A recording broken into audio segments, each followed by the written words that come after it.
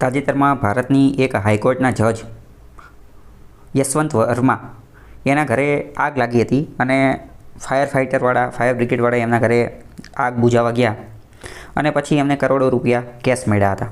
એવો મુદ્દો અત્યારે ચર્ચામાં છે. જોકે પછી એમને એવું કીધું હતું કે હવે અમને એ કરોડો રૂપિયા મળ્યા નથી. આ બધી વસ્તુને ધ્યાનમાં રાખી અને સુપ્રીમ કોર્ટ દ્વારા એમનું ટ્રાન્સફર પણ કરવામાં આવેલું હતું. પણ જ્યારે લોકોએ કીધું કે શું આ જે ટ્રાન્સફર કરવામાં આવેલું એ ઘણા બધા કેશ રોકડા રૂપિયા મળ્યા એના કારણે કરવામાં આવેલું છે, તો સુપ્રીમ કોર્ટે ના પાડી દીધી કે ના. સુપ્રીમ કોર્ટે એવું કીધું કે આ જે જજનું જે ટ્રાન્સફર કરવામાં આવેલું છે એ વસ્તુના કારણે નથી કરવામાં આવેલું, પણ આ તો એડમિનિસ્ટ્રેટિવ વહીવટના કારણે, એફિશિયન્સીના કારણે એના કારણે કરવામાં આવેલું. જો તમે એવું સમજતા હોય કે આમનું જે ટ્રાન્સફર જે છે એ ઓલી કરપ્શનની ઘટના કે કરોડો રૂપિયા જે કેશ મળ્યો હતો એના કારણે થયેલું છે, તો એ બધી ર્યુમર્સ એટલે કે અફવા છે.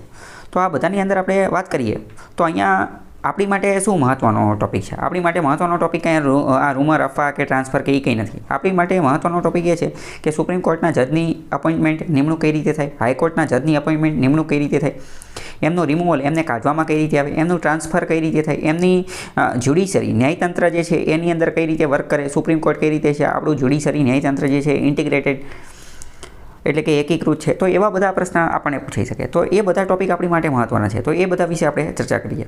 તો હવે આ બધા ટૉપિકની અંદર આપણી માટે મહત્ત્વનો મુદ્દો શું છે? એક્ઝામ ઓરિએન્ટેડ મહત્ત્વનો મુદ્દો શું છે?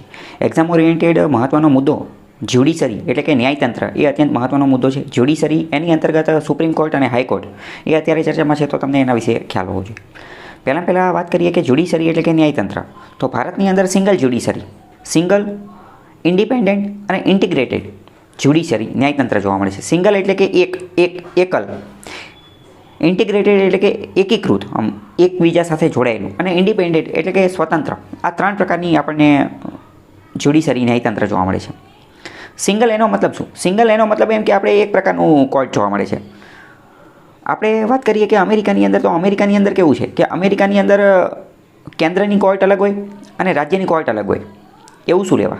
તો કે એવું એટલા માટે કારણ કે અહીંયા કેન્દ્રનું બંધારણ અલગ છે અને રાજ્યનું બંધારણ અલગ છે. આપણે અહીંયા રાજ્યનું તો બંધારણ છે નહીં, આપણે તો યુનિયન અને આપણે ફેડરલ સિસ્ટમ છીએ, પણ બંધારણ તો એક જ છે, યુનિયન છીએ. એટલે અહીંયા કોઈ રાજ્યની કોઈ અલગ કોર્ટ હોતી નથી. તમને એવું લાગે હાઈકોર્ટ તો હોય છે, તો હાઈકોર્ટ એ રાજ્યની અંદર આવેલી કોર્ટ છે, નહીં કે રાજ્યની પોતાની કોર્ટ. એટલે ભારતની અંદર જે કોર્ટ જોવા મળે એ કેવી છે? તો કે પહેલાં તો સિંગલ કોર્ટ છે. ઇન્ડિપેન્ડન્ટ એટલે કે સ્વતંત્ર તો છે જ છે, અને ઇન્ટિગ્રેટેડ છે. ઇન્ટિગ્રેટેડનો મતલબ શું? કે એકીકૃત છે. મતલબ કે ફોર એક્ઝામ્પલ તમે નીચલી કોર્ટથી લઈને તો ધીમે ધીમે અપીલ કરતાં છેક ઉપરની કોર્ટ સુધી જઈ શકો છો. તો જ્યુડિશરીમાં એક વસ્તુ આ ખબર હોવી જોઈએ. તમને વિધાનવાળા વાક્યમાં પૂછાઈએ કે અમેરિકામાં 2 કોર્ટ હોય છે, ભારતમાં એક જ હોય છે, એ રીતનો ક્વેશ્ચન પૂછાઈ શકે. બીજી વસ્તુ, હવે બીજો ટોપિક આવે કે ભારતની અંદર જે સુપ્રીમ કોર્ટ જે છે એની અંદર જજીસની અપોઇન્ટમેન્ટ નિમણૂક જે છે એ કઈ રીતે થાય છે? તો સુપ્રીમ કોર્ટમાં અને હાઈકોર્ટમાં સૌથી પહેલાં આપણે સમજીએ કે નિમણૂક કરવા માટેની પ્રક્રિયા શું છે. તો સુપ્રીમ કોર્ટ કે હાઈકોર્ટ એની અંદર જો જજની નિમણૂક કરવી હોય તો બંધારણની અંદર એવું લખેલું છે કે સુપ્રીમ કોર્ટ અને હાઈકોર્ટની અંદર જજની નિમણૂક કરવા માટેની સત્તા એ માટેનું કામ જે છે એ રાષ્ટ્રપતિ એટલે કે પ્રેસિડેન્ટ ઓફ ઇન્ડિયા કરશે. રાષ્ટ્રપતિ જે છે ને એ આ કામ કરશે. તો શું રાષ્ટ્રપતિ એકલા આ કામ કરશે? તો કે ના, રાષ્ટ્રપતિ એકલા આ કામ નહીં કરે, પણ રાષ્ટ્રપતિ આ કામ કરવા માટે કન્સલ્ટેશન કરશે, વાટાઘાટો કરશે. કોની સાથે? તો કે સુપ્રીમ કોર્ટના જજ સાથે. જ્યારે સુપ્રીમ કોર્ટના જજની નિમણૂક કરવાની છે, સુપ્રીમ કોર્ટના જજની જ્યારે નિમણૂક કરવાની છે ત્યારે રાષ્ટ્રપતિ સુપ્રીમ કોર્ટના અમુક જજની સાથે કન્સલ્ટેશન, વાટાઘાટો કરશે અને પછી સુપ્રીમ કોર્ટના જજની નિમણૂક કરશે. પ્રશ્ન થાય, શું બંધારણમાં આવું લખેલું છે? તો કે હા, બંધારણમાં આવું લખેલું છે. પણ મોસ્ટ ઇમ્પોર્ટન્ટ, બંધારણમાં કોઈ સંખ્યા નથી લખેલી. એવું નથી લખેલું કે રાષ્ટ્રપતિ 5 જજ કે 2 જજ કે 3 જજ કે 8 જજ હારે કન્સલ્ટેશન કરશે. એવું બંધારણમાં ક્યાંય લખેલું નથી. બરાબર? તો મોસ્ટ ઇમ્પોર્ટન્ટ પહેલું કે રાષ્ટ્રપતિએ જ્યારે સુપ્રીમ કોર્ટના ચીફ જસ્ટિસ ઓફ ઇન્ડિયા, ભારતના મુખ્ય ન્યાયાધીશ, એની નિમણૂક કરવાની છે, તો રાષ્ટ્રપતિ કેવી રીતે કરશે? તો રાષ્ટ્રપતિ સુપ્રીમ કોર્ટના અમુક જે જજ હશે એની સાથે કન્સલ્ટેશન, વાટાઘાટો કરશે અને પછી એની નિમણૂક કરશે. પહેલી વસ્તુ. હવે માની લો કે CJI, chief justice of India, એની સિવાયના બીજા જજની નિમણૂક કરવી છે, તો બીજા જજ હોય એની માટે શબ્દ વપરાય છે પ્યુન જજ. એની માટેનો શબ્દ વપરાય છે પ્યુન જજ. તો બીજા જજની નિમણૂક કરવી હોય તો એ કઈ રીતે કરશે? તો એની માટે રાષ્ટ્રપતિ શું કરશે? રાષ્ટ્રપતિ વાટાઘાટો કરશે, કન્સલ્ટેશન કરશે. કોની સાથે? તો કે સુપ્રીમ કોર્ટના જજ સાથે. પરંતુ CJI હારે પણ કન્સલ્ટેશન કરવી પડશે. પ્યુન જજની જ્યારે નિમણૂક કરવાની હોય ત્યારે CJI સાથે પણ કન્સલ્ટેશન કરવાની. તો ખ્યાલ આવી ગયો કે ભાઈ CJIની નિમણૂક કરવાની હોય ત્યારે અમુક જજ સાથે વાટાઘાટો કરશે, અને પ્યુન જજની નિમણૂક કરવાની હોય, અન્ય જજની નિમણૂક કરવાની હોય ત્યારે પણ અમુક જજ સાથે વાટાઘાટો કન્સલ્ટેશન કરશે. પણ એમાં એક જજ મોસ્ટ ઇમ્પોર્ટન્ટ હોવા જોઈએ, કયા? તો કે CJI તો હોવા જોઈએ. હવે ઓબ્વિયસ છે કે CJIની જ્યારે નિમણૂક કરવાની હશે ત્યારે CJI હારે તો કન્સલ્ટેશન કરશે જ નહીં, કારણ કે CJI ઉપલબ્ધ જ નહીં હોય. તો આ વસ્તુ ફાઇનલ થઈ. તો હવે હાઈકોર્ટમાં જ્યારે નિમણૂક કરવાની છે તો કઈ રીતે કરશે? તો હાઈકોર્ટમાં જ્યારે જજની નિમણૂક કરવાની છે, સમજીએ કે હાઈકોર્ટના ચીફ જસ્ટિસ, હાઈકોર્ટના મુખ્ય ન્યાયાધીશની નિમણૂક કરવાની છે, તો ત્યારે કઈ રીતે કરશે? તો ત્યારે એક તો રાષ્ટ્રપતિ જે છે એ એની નિમણૂક કરશે. પણ કઈ રીતે? તો રાષ્ટ્રપતિ એક તો CJI, chief justice of India, supreme કોર્ટના મુખ્ય ન્યાયાધીશ, એની સાથે વાટાઘાટો કરશે. આ ઉપરાંત એ રાજ્યના ગવર્નર સાથે વાટાઘાટો કરશે. આ બે વ્યક્તિ સાથે વાટાઘાટો કરી, કન્સલ્ટેશન કરી અને પછી નિમણૂક કરશે. તો હવે માની લો કે હાઈકોર્ટની અંદર સાદા જજ, પ્યુન જજ, સામાન્ય જજની નિમણૂક કરવી છે, તો એની માટે શું કરશે? તો એની માટે રાષ્ટ્રપતિ CJIની સાથે કન્સલ્ટેશન કરશે, ગવર્નર સાથે કન્સલ્ટેશન કરશે અને સાથે સાથે એ હાઈકોર્ટના જે ચીફ જસ્ટિસ હોય એની સાથે વાટાઘાટો કરશે. તો આવી રીતે આ આખી સિસ્ટમ છે. પણ મોસ્ટ ઇમ્પોર્ટન્ટ એ વાત કે આની અંદર ક્યાંય પણ કેટલી સંખ્યા, કેટલા જજ સાથે વાટાઘાટો કરવાની એવું ક્યાંય બંધારણમાં લખેલું નથી. એટલે બંધારણમાં નથી લખેલું એની સ્પષ્ટતા માટે જે તે કેસ થયેલા છે. તો એની માટે અલગ અલગ 3-4 કેસ થયેલા છે, એ આપણે જોઈએ. તો સૌથી પહેલો કેસ થયો ફર્સ્ટ જજીસ કેસ. ફર્સ્ટ જજીસ કેસની અંદર જે મુદ્દો આવ્યો તો એમાં આ જ વાત આવી. પહેલો જે કેસ થયો તો એની અંદર પ્રશ્ન એ થયો કે બંધારણની અંદર એવું લખેલું છે કે રાષ્ટ્રપતિ જજની, સુપ્રીમ કોર્ટ અને હાઈકોર્ટના જજની નિમણૂક કરશે, પરંતુ એ જજની નિમણૂક કઈ રીતે કરશે? તો કે કન્સલ્ટેશનથી. અમુક જજની સાથે કન્સલ્ટેશન, વાટાઘાટો કરશે. તો પ્રશ્ન એ ઉદ્ભવ્યો કે કન્સલ્ટેશન કરશે, વાટાઘાટો કરશે, તો એનો મતલબ શું? કે સુપ્રીમ કોર્ટના કે હાઈકોર્ટના જે જજ કે એ માની જ લેવાનું? શું બે વચ્ચે સહમતિ બનવી જરૂરી છે? કન્સલ્ટેશન કરશે કે કોન્કરન્સ કરશે? બે શબ્દ છે, એ તમે સમજો. એક કન્સલ્ટેશન એટલે કે વાટાઘાટો, એટલે કે વાતચીત કરવી. પણ વાતચીત કરવી તો વાતચીત તો ગમે એ કરી શકાય, સલાહ તો ગમે એ આપી શકાય, પણ માનવી નો માનવી એને શું લેવા દેવા? એટલે કન્સલ્ટેશન એટલે વાટાઘાટો કરવી. એનો મતલબ એવો બિલકુલ નથી કે સામેવાળાની વાત માની જ લેવી. પહેલો કન્સલ્ટેશન. બીજો એક શબ્દ છે કોન્કરન્સ. કોન્કરન્સ એટલે કે સહમતિ. તો એટલે કે કોન્કરન્સ તો કરશે. કોન્કરન્સનો મતલબ શું? કે સહમતિ, કે રાષ્ટ્રપતિ અને બીજા જજ જે છે તો સહમત જ થઈ જવાનું, તો કે માની જ લેવાનું, એ જે કે એ માની જ લેવાનું. તો આ બાબતે વિવાદ સર્જાણો કે આમાં બંધારણમાં જે કન્સલ્ટેશન શબ્દ લખેલું છે શું એનો મતલબ કોન્કરન્સ થાય? તો ફર્સ્ટ જજીસ કેસની અંદર ચુકાદો એવો આવ્યો કે અહીંયા જે કન્સલ્ટેશન લખેલું છે એનો મતલબ કન્સલ્ટેશન જ સમજવાનું. મતલબ કે રાષ્ટ્રપતિ જો ધારે, એની ઈચ્છા હોય તો એ જજે જે સલાહ આપેલી છે એને નકારી શકે. એની સાથે ખાલી વાટાઘાટો કરવાની છે, પણ અંતે નિર્ણય તો પોતાને જે મજા આવે એ જ લેવાનું છે. એટલે કે જજે કોઈ બીજા જજને નિમણૂક કરવાની કીધું હોય તો ના પાડી શકે. પરંતુ થોડા સમય પછી જે છે એ એક બીજો સેકન્ડ જજીસ કેસ આવ્યો. સેકન્ડ જજીસ કેસની અંદર એવું નક્કી કરવામાં આવ્યું કે ના, આ જે કન્સલ્ટેશન લખેલું છે એનો મતલબ કોન્કરન્સ. એનો મતલબ શું? કોન્કરન્સ એટલે કે તમારે ખાલી વાટાઘાટો નથી કરવાની, તમારે સહમતિ પ્રાપ્ત કરવાની છે. તમારી સહમતિ એટલે કે રાષ્ટ્રપતિ એકલા ને એકલા એમને મજા આવી ગઈ તો જજની નિમણૂક કરી નાખે, એમ ન ચાલે. તમે જેટલા જજની સાથે કન્સલ્ટેશન, વાટાઘાટો કરો છો એ બધા સર્વ સહમત હોય ને તો જ નિમણૂક થઈ શકે. ફર્સ્ટ જજીસ કેસની અંદર કન્સલ્ટેશન કીધું અને બીજા સેકન્ડ જજીસ કેસની અંદર એવું કીધું કે કન્સલ્ટેશન મીન્સ કોન્કરન્સ, એવી વાત કરી. અને સેકન્ડ જજીસ કેસની અંદર એ વસ્તુ પણ નક્કી કરી કે જજની સંખ્યા પણ નક્કી. અને સેકન્ડ જજીસ કેસની અંદર એવું પણ કીધું જે ઓલી સંખ્યા નક્કી નથી કરી તો એ સંખ્યા નક્કી કરી નાખી કે રાષ્ટ્રપતિએ કેટલા જજ સાથે વાટાઘાટો કરવાની, કન્સલ્ટેશન કરવાનું કે કોન્કરન્સ કરવાનું. તો એ સંખ્યા નક્કી કરે કે એક CJI એટલે કે ચીફ જસ્ટિસ ઓફ ઇન્ડિયા, એક મુખ્ય ન્યાયાધીશ અને એની હારે બીજા બે પ્યુન જજીસ. અને એ બે અન્ય જજ કયા લેવાના? તો કે સિનિયર મોસ્ટ જજીસ, સુપ્રીમ કોર્ટના જે સિનિયર મોસ્ટ જજીસ હોય એને લેવાના. એટલે કે કુલ 3 જણાની એક કમિટી બનાવી અને 3 જણાની કમિટી બનાવી અને એને જે છે એની હારે વાટાઘાટો કરી અને જજની અપોઇન્ટમેન્ટ, નિમણૂક કરવાની. તો મોસ્ટ ઇમ્પોર્ટન્ટ, શું આ વસ્તુ જે છે એ બંધારણની અંદર લખેલી છે? તો કે ના, આ બંધારણની અંદર નથી લખેલી.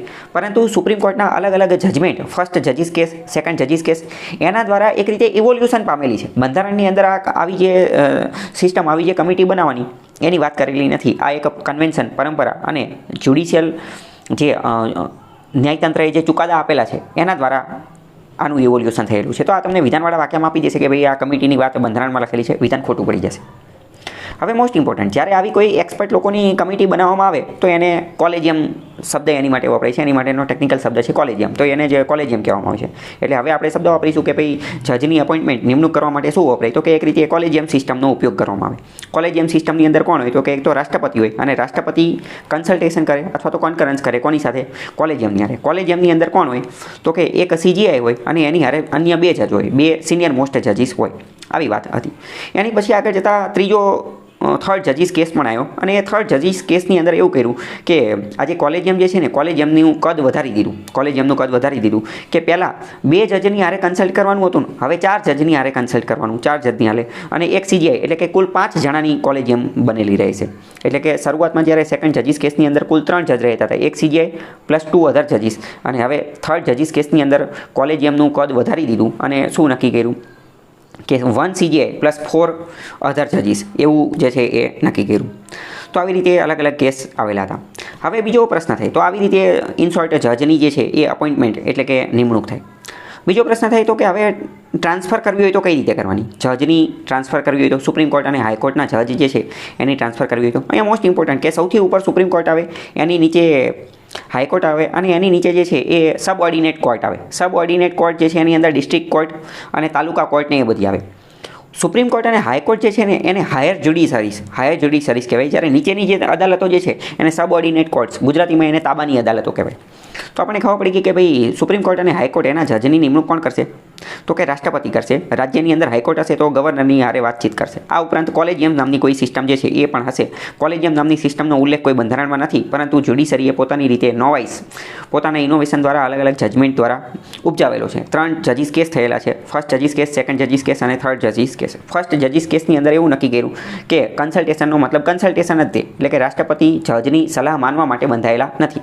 સેકન્ડ જજીસ કેસની અંદર એવું નક્કી કર્યું કે ના કન્સલ્ટેશનનો મતલબ કન્સલ્ટેશન નહીં, પરંતુ કોન્કરન્સ, એટલે કે રાષ્ટ્રપતિ જજ જે સલાહ આપે છે એ માનવા માટે બંધાયેલા છે, એમને ફરજિયાતી માની લેવાની. અને જે કોલેજિયમ નામની સિસ્ટમ આવી કે જેની અંદર એક CGI હશે અને 2 જજ જે છે એ હશે, એટલે કે કુલ 3 જણા ભેગા થઈ અને કોલેજિયમ બનશે. જ્યારે થર્ડ જજીસ કેસની અંદર જે છે એ કોલેજિયમનું કદ વધારી દીધું અને 5 જણાની કોલેજિયમ બનાવી દીધી, એટલે કે એક સુપ્રીમ કોર્ટના CGI chief justice of India અને અન્ય 4 જજો, અને એ અન્ય 4 જજો કયા હશે, તો કે સિનિયર મોસ્ટ જજીસ હશે. હવે અને અત્યારે તો જોકે એવું પણ નક્કી કરી નાખ્યું છે કે જે CGI બનાવવાના હોય તો એ જે સિનિયર મોસ્ટ જજ હોય એને જ CGI બનાવવાના. ચીફ જસ્ટિસ ઓફ ઇન્ડિયા કોને બનાવવાના, તો કે જે સિનિયર મોસ્ટ હોય ને એને જ બનાવવાના. આવું ક્યાંય બંધારણમાં લખેલું નથી, પરંતુ આ એક રીતે કન્વેન્શન પરંપરા બનેલી છે. જે તે સમયે જવાહરલાલ નહેરુના સમયમાં એવી કોશિશ કરવામાં આવેલી હતી કે સુપ્રીમ કોર્ટના જે ચીફ જસ્ટિસ ઓફ ઇન્ડિયા બનાવવાના હતા, તો એમાં જે સિનિયર મોસ્ટ હતા એને ન બનાવે અને એની સિવાય બીજા વ્યક્તિને બનાવવાની કોશિશ કરી. પરંતુ એ સમયે જજ હારા હતા, તો એ જજે બનવાની ના પાડતી હતી કે મારે બનવું નથી. પરંતુ ઇન્દિરા ગાંધીના સમયમાં એવું થયેલું હતું કે એક જજ હતા, એમને CGI બનાવી દીધા. જ્યારે એમની કરતાં પણ સિનિયર બીજા જજો હતા, તો એમને પણ બાયપાસ કરી અને બીજાને બનાવી દીધા, મતલબ કે લો લેવલના નીચે સિનિયર નહોતા તો પણ. એટલે પછી જ્યુડિશરીએ પોતાની રીતે નક્કી કરી નાખ્યું કે આપણે એક કન્વેન્શન પરંપરા નક્કી કરી નાખીએ કે ભાઈ જે સિનિયર મોસ્ટ હોય એને જ CGI બનાવવાના. તો આ બધી વાતો છે. તો હવે વાત કરીએ કે એમના ટ્રાન્સફર માટેની શું પ્રક્રિયા છે. તો એમના ટ્રાન્સફર હાઈકોર્ટ અને સુપ્રીમ કોર્ટના જજની જો ટ્રાન્સફર કરવાની હોય તો એ કામ પણ પ્રેસિડેન્ટ જ કરશે. એ કામ પણ કોણ કરશે, એ કામ પણ રાષ્ટ્રપતિ. બંધારણે આ માટેની સત્તા જે છે એ પણ રાષ્ટ્રપતિને જ આપેલી છે. તો રાષ્ટ્રપતિ આ માટે કયા પગલાં ભરશે, તો રાષ્ટ્રપતિ જે છે એ આની માટે પણ કોલેજિયમ સાથે જ વાટાઘાટો કરશે. આની માટે પણ શું કરશે, કોલેજિયમ સાથે જ વાટાઘાટો કરશે. કોલેજિયમ સિસ્ટમ આપણે ઓલરેડી સમજી લીધી. પણ મોસ્ટ ઇમ્પોર્ટન્ટ કે સુપ્રીમ કોર્ટમાં તો કોઈ જજની ટ્રાન્સફર કરવાની વાત જ નથી આવતી. કેમ? કારણ કે સુપ્રીમ કોર્ટ તો એક જ છે ને, તો સુપ્રીમ કોર્ટના જજની ટ્રાન્સફર ક્યાં કરશે? એટલે સુપ્રીમ કોર્ટના જજની અંદર કોઈ ટ્રાન્સફરની વાતચીત આવતી નથી. હા, એવું બની શકે કે સુપ્રીમ કોર્ટના જજ હોય એને કોઈ એડિશનલ ચાર્જ, વધારાનો ચાર્જ, વધારાની કોઈ કામગીરી કે એવું કંઈ વસ્તુ આપી શકે છે, પણ એમાં કોઈ ટ્રાન્સફર આન્સર આવતું નથી. પણ હા, હાઈકોર્ટની અંદર ટ્રાન્સફરને એ બધું કરવાનું હોય તો એ બધું કોણ કરે, તો કે આ કોલેજિયમ સિસ્ટમ જે છે એ કરી શકે. તો અત્યારે જે આપણે આ કેસ ચાલે છે અલ્હાબાદ હાઈકોર્ટના જજ કે જે કરપ્શન કે ભાઈ કેસ ઘણું બધું મળ્યું એનું જે ટ્રાન્સફર કર્યું, તો હવે તમને ખબર પડી જવી જોઈએ કે એનું ટ્રાન્સફર કોણે કર્યું હશે, તો કે એનું ટ્રાન્સફર કોલેજિયમ સિસ્ટમે કરેલું હશે. એટલે કે રાષ્ટ્રપતિ અને કોલેજિયમ એ બંને ભેગા થઈને કરેલું હશે. કોલેજિયમની અંદર કોણ હશે, તો કે સુપ્રીમ કોર્ટના મુખ્ય ન્યાયાધીશ અને હાઈકોર્ટના મુખ્ય ન્યાયાધીશ આવી રીતે બનેલું હશે, બરાબર. અને હાઈકોર્ટના જજ હતા એટલે ગવર્નર જે છે એની પણ કન્સલ્ટેશન એની સાથે પણ વાટાઘાટો કરેલી હશે. તો આ બધી વાત છે. હવે બીજો પ્રશ્ન થાય કે ભાઈ આ હાઈકોર્ટના સુપ્રીમ કોર્ટના જજની રિમૂવલ એમને કાઢવા માટેની શું પ્રક્રિયા છે. તો એમને કાઢવા માટેની પ્રક્રિયા એવી છે, એ બંધારણની અંદર આપેલી છે. તો એમને કાઢવા માટેની શું પ્રક્રિયા છે? તમને એવું લાગે કે એમને કાઢવા માટેની પ્રક્રિયા તો કે મહાભિયોગ ઇમ્પીચમેન્ટ પ્રક્રિયા છે, તો એ વાત બિલકુલ ખોટી છે. સુપ્રીમ કોર્ટ કે હાઈકોર્ટના જજને કાઢવા માટેની પ્રક્રિયા માટે ઇમ્પીચમેન્ટ કે મહાભિયોગ નામનો શબ્દ બંધારણમાં ક્યાંય વપરાયેલો નથી. ઇમ્પીચમેન્ટ કે મહાભિયોગ નામનો શબ્દ જે છે એ બંધારણમાં માત્ર અને માત્ર પ્રેસિડેન્ટ રાષ્ટ્રપતિ માટે વપરાયેલો છે, નહીં કે સુપ્રીમ કોર્ટ ને હાઈકોર્ટના જજ માટે. તો કે હાઈકોર્ટ અને સુપ્રીમ કોર્ટના જજ માટે શું શબ્દ વપરાયેલો છે? એમની માટે એવું કીધેલું છે કે રાષ્ટ્રપતિને કાઢવા માટેની જેવી પ્રક્રિયા છે ઇમ્પીચમેન્ટ એટલે કે મહાભિયોગ જેવી પ્રક્રિયા છે એના જેવી પ્રક્રિયા સિમિલર પ્રોસિજર ટુ ધ ઇમ્પીચમેન્ટ એટલે કે નહીં એક્ઝેક્ટ એવો શબ્દ નથી વપરાયેલો, પરંતુ એવું કીધું કે રાષ્ટ્રપતિને કાઢવા માટેની જેવી પ્રક્રિયા છે એના જેવી પ્રક્રિયા. તો આ પણ વિધાનવાળા વાક્યમાં પૂછાઈ જશે કે ભાઈ મહાભિયોગ કે ઇમ્પીચમેન્ટ શબ્દ જજ માટે વપરાયેલો છે, તો કે એ નથી વપરાયેલો. બીજું, જજને કાઢવા માટે એમના રિમૂવલ માટે શું કોઈ કારણ આપેલા છે? તો કે હા, બંધારણની અંદર 2 કારણ આપેલા છે. પહેલું પ્રૂવડ મિસબિહેવિયર. પ્રૂવડ મિસબિહેવિયર એટલે કે સાબિત થયેલો કોઈ ગેરવર્તણૂક કરેલી હોય અને ગેરવર્તણૂક પાછી સાબિત થયેલી હોય, તો કે ગેરવર્તણૂક પ્રૂવડ મિસબિહેવિયર. અને બીજું કારણ આપેલું છે ઇનએફિશિયન્સી, અસક્ષમતા એટલે કે તમે ભાઈ અસમર્થ છો, હવે કામ કરવા નો હાલો, ટૂંકમાં તમે હાલો નહીં, ઇનએફિશિયન્સી. તો આ 2 કારણ જે છે આપેલા છે. સેમ આ જ વસ્તુ રાષ્ટ્રપતિની અંદર હતું. જો રાષ્ટ્રપતિને કાઢવા હોય તો રાષ્ટ્રપતિને કાઢવા માટેનું એક જ કારણ આપેલું છે, ઓનલી વન રીઝન. એક જ કારણના આધારે રાષ્ટ્રપતિને કાઢી શકાય, અને એ શું હતું? તો કે વાયોલેશન ઓફ ધ કોન્સ્ટિટ્યુશન. જો એ બંધારણનો અનાદર કરે, બંધારણનું ઉલ્લંઘન કરે તો જ કાઢી શકાય. જ્યારે જજને કાઢવા માટેના 2 કારણ આપેલા છે, સુપ્રીમ કોર્ટ અને હાઈકોર્ટના જજને કાઢવા માટેના 2 કારણ. કયું? તો કે પ્રૂવડ મિસબિહેવિયર અને ઇનએફિશિયન્સી. તો આવી રીતે જજને જે છે કાઢી શકાય. તો આ બધી વાતો છે. હવે બીજો મોસ્ટ ઇમ્પોર્ટન્ટ ક્વેશ્ચન કે ભાઈ સુપ્રીમ કોર્ટમાં કેટલા જજ છે? તો સુપ્રીમ કોર્ટમાં અત્યારે 33 જજ છે, અને એ જજ જે છે એ જજની સંખ્યા વધારી શકાય, પણ એ પાર્લામેન્ટ વધારી શકે. પાર્લામેન્ટ જે છે વધારી શકે. 33 સંખ્યા જે છે નક્કી કરેલી છે. તો શું હાઈકોર્ટ માટે આવા કોઈ જજની સંખ્યા નક્કી થયેલી છે? તો મોસ્ટ ઇમ્પોર્ટન્ટ, હાઈકોર્ટ માટે આવા કોઈ જજની સંખ્યા વગેરે જે છે નક્કી થયેલી નથી. બીજું કે સુપ્રીમ કોર્ટ ક્યાં બેસે છે? તો સુપ્રીમ કોર્ટ દિલ્હીની અંદર બેસે છે. દિલ્હીની અંદર એની જગ્યા છે. તો શું સુપ્રીમ કોર્ટની જગ્યા બદલી શકાય? તો કે હા, સુપ્રીમ કોર્ટની જગ્યા બદલી શકાય, પણ એ કોણ બદલશે?